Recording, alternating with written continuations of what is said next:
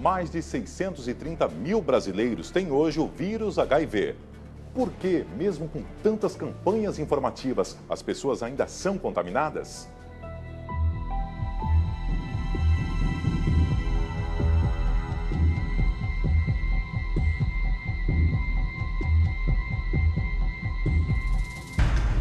A AIDS não tem fronteiras. Não escolhe raça, cor, sexo, idade ou posição social. Quando você pegou aquele resultado, viu o resultado positivo na sua mão? Eu me senti morto. Eu senti que eu tinha morrido. Chega sem fazer alarde. Sem eu perceber.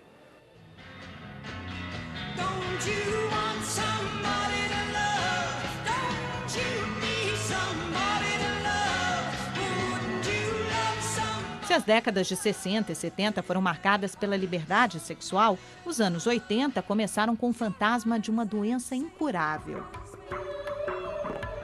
5 de junho de 1981, o primeiro alerta. Surgiu um vírus capaz de destruir o sistema de defesa do organismo e tornar o homem vulnerável a qualquer tipo de infecção. Este médico francês fez parte da equipe que descobriu a AIDS. Bem no comecinho, eles só conseguiam ver o topo do iceberg. Era no início dos anos 80 e muitos pacientes doentes vinham procurar os médicos.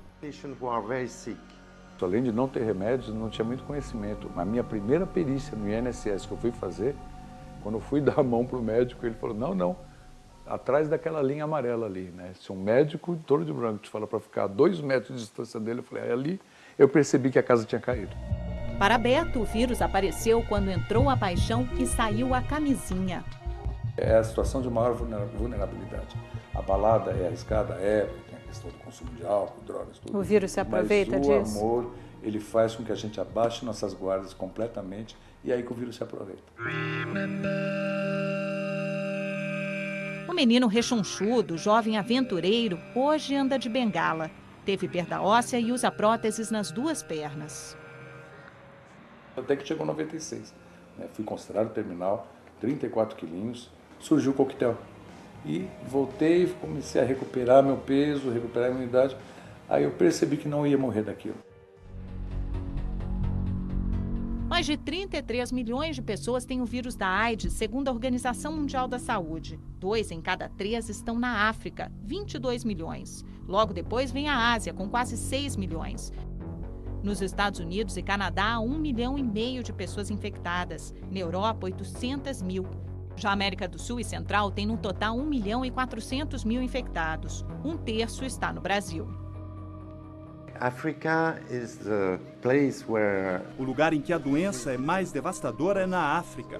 Em alguns lugares do continente, 35% das mulheres grávidas estão infectadas. Horrível. Mas a epidemia está crescendo muito rapidamente em algumas partes da Ásia e países do leste europeu.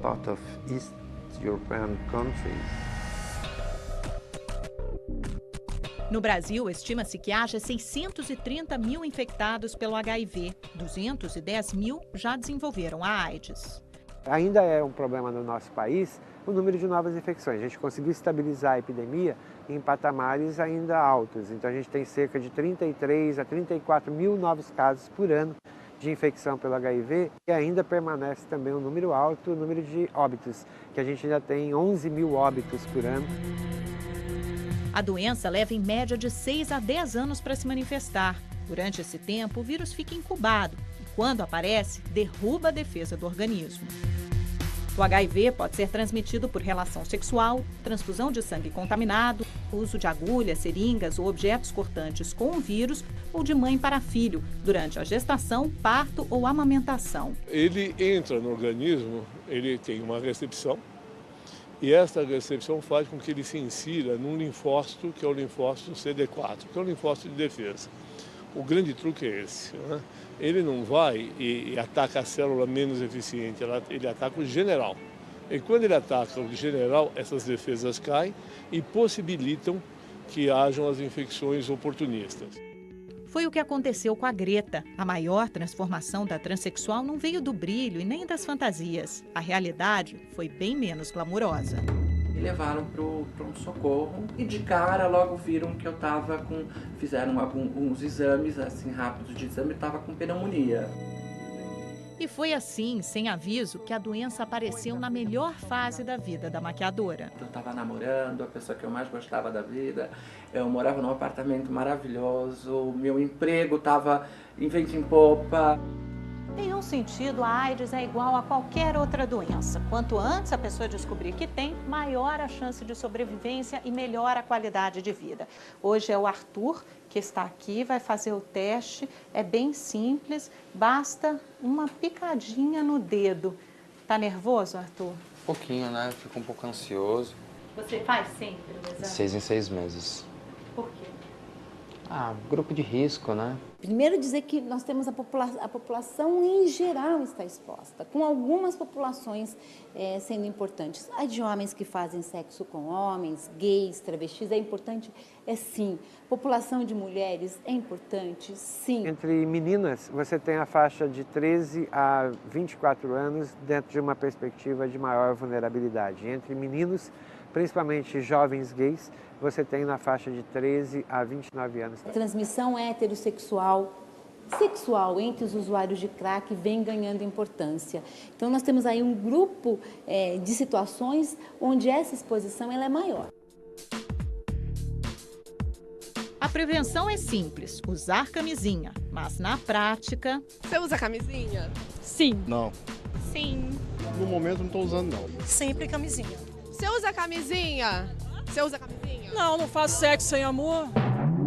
Por que elas resistem ao uso do preservativo? Isso eu aprendi com muita dor, que informação não necessariamente gera mudança de comportamento. São duas coisas absolutamente diferentes. A responsabilidade é dos dois, homens e mulheres. Embora eles ainda sejam os principais infectados pelo vírus, essa diferença tem caído. Há 20 anos, eram 6 homens soropositivos para cada mulher com HIV. Hoje, são 1,6 casos do sexo masculino para 1 do feminino. As mulheres com vida sexualmente ativa estão sim mais expostas de qualquer idade. Eu tive meu diagnóstico perto dos 50. Foi em março de 97. Aos 50 anos e casada, Beatriz nunca tinha usado a camisinha. Pegou o AIDS do marido, que já morreu. Eu sou de uma época em que a mulher que não casava virgem, o próprio Código Penal autorizava que fosse devolvida e que fosse anulado o casamento. Mas não desistiu da vida. Aos 62 anos é casada pela 3ª vez, com algumas regrinhas novas. A coisa complicada que houve comigo e com o Carlos, então, como ele não pegou o vírus, eu não queria que ele pegasse. E aí a gente foi fazer o quê? Aprender a usar um preservativo depois de 50 anos. Olhar um preservativo, aprender a colocar um preservativo, a erotizar aquilo, a transformar um preservativo numa festa de amor. Uma festa de prevenção, uma festa de dizer assim, eu te amo tanto que eu te cuido.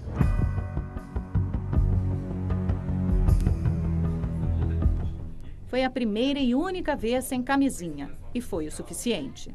Eu marquei bobeira de transar no sexo casual sem camisinha. O resultado, Alistair soube meses depois e vai durar a vida toda. Eu, logo em seguida desse risco, 15 dias depois, eu fiz o exame anti-HIV. Ele tem um período para correr esse risco. E aí deu negativo, referente a esse risco, desses 2 comportamentos de risco que eu tive. 3 meses depois, eu repeti o exame, que cobria esse risco, e aí deu positivo. Então eu sabia que foi aquele fator, uma vez que eu transei sem camisinha. Esta é a geração que pode optar em se proteger ou não da AIDS. Cresceu com informação. Para outros, a realidade foi menos generosa. As crianças e adolescentes da Casa Siloé, em São Paulo, nasceram com o vírus HIV. A doença é herança dos pais. A maioria é órfã. Aqui, cada ano de vida tem o sabor doce da vitória. Como é a sua vida hoje, Michael? A minha vida é normal, posso jogar bola, posso brincar, o pior já passou já. Fazer do pior o melhor é tarefa para quem, apesar da doença, sente ter a vida toda pela frente. O sorriso fácil, as pequenas vaidades, a descoberta do amor. grande preconceito é porque a grande maioria das pessoas não sabem. Então, não sabem muita coisa. E aí isso aí fica vago e cria um certo medo. Qual é o seu maior sonho? Planos eu tenho. Penso em me formar, fazer um curso técnico. Quer casar? Sim, casar, ter filhos, como qualquer pessoa normal.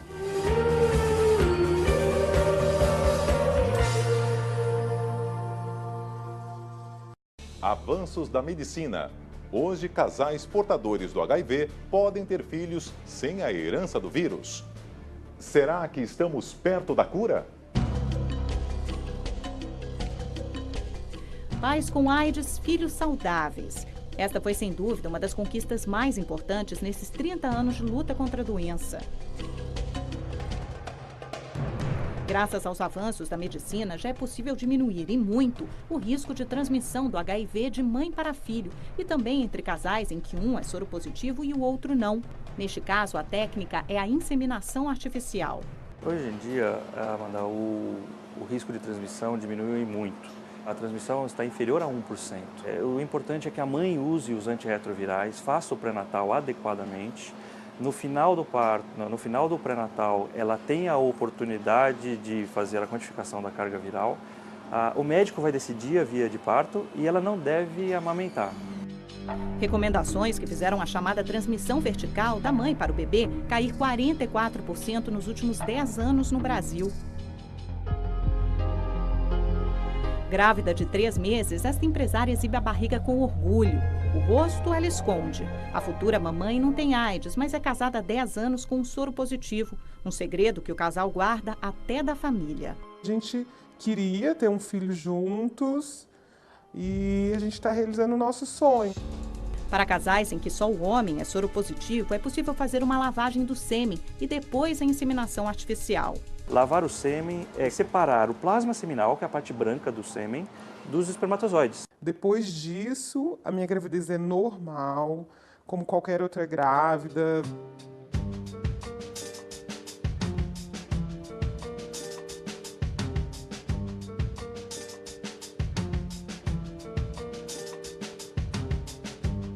Casar, ter filhos, trabalhar como qualquer outra pessoa.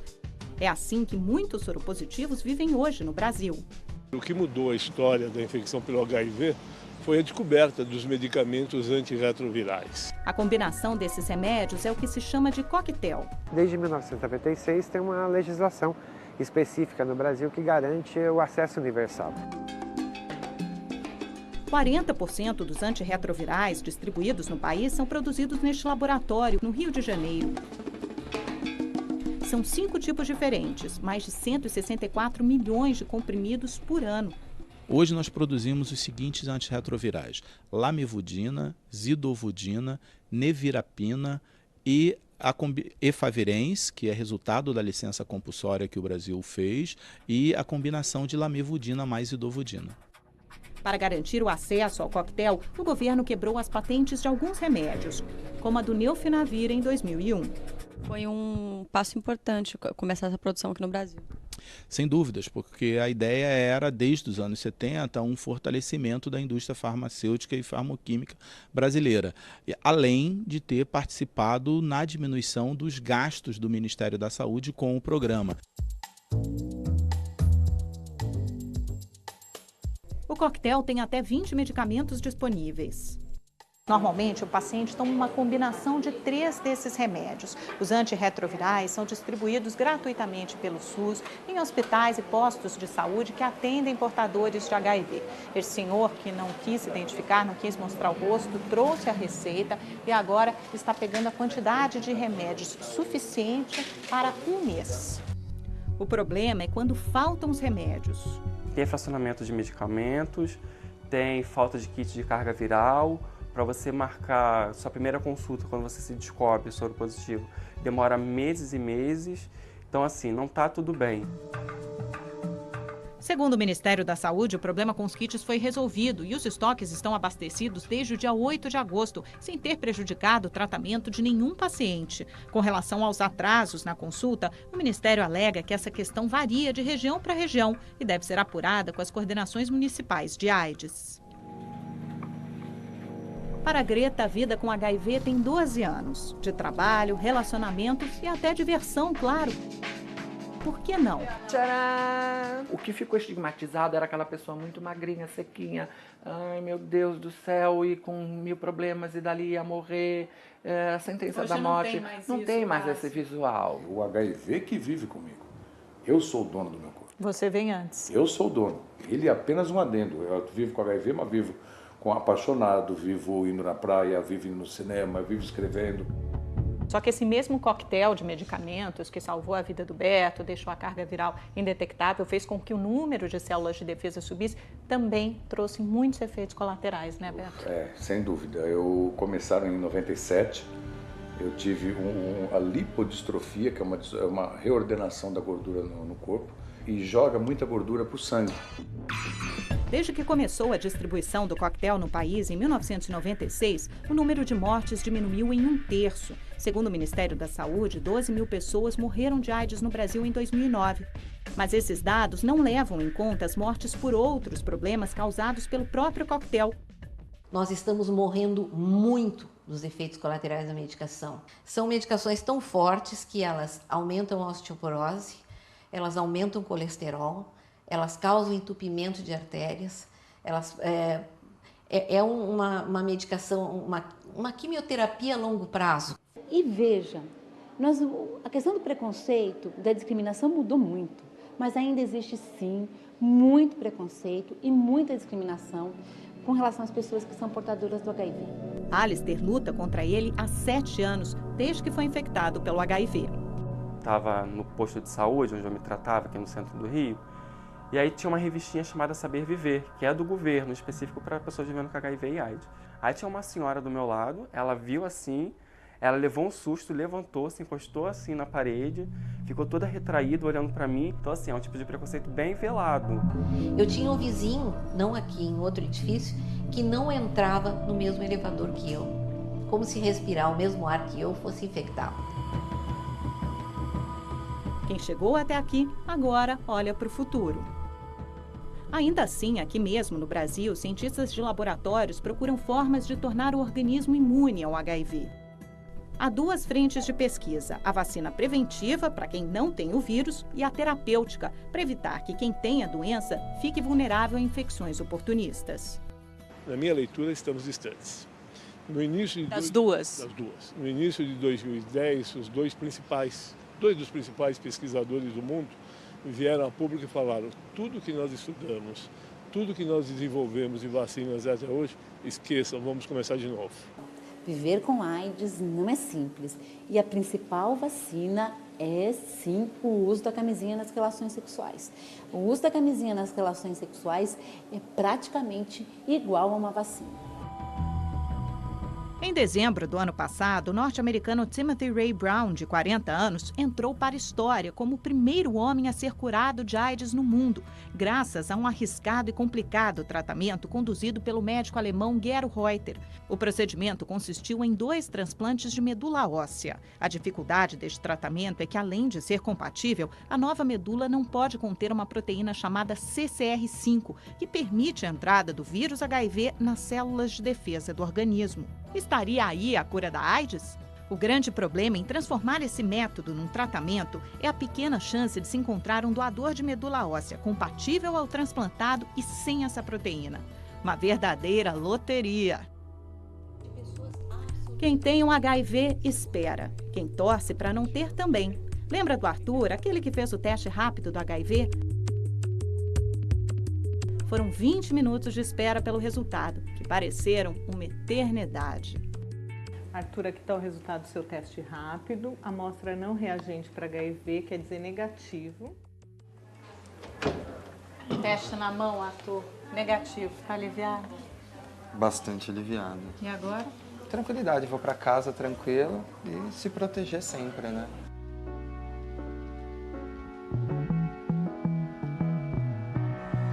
Não vivo sozinha, é eu e a Greta que tem o HIV do lado. Então, não se permita jamais ser vencido por preconceito ou tabu. Sempre busque informação para se libertar dessa ignorância e buscar a sua felicidade.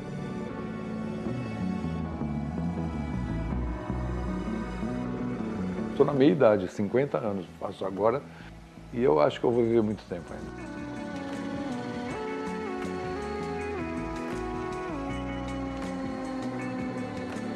Que viver com HIV não é bom. É muito mais fácil aprender, fazer uma boa prevenção, se cuidar e não pegar o vírus.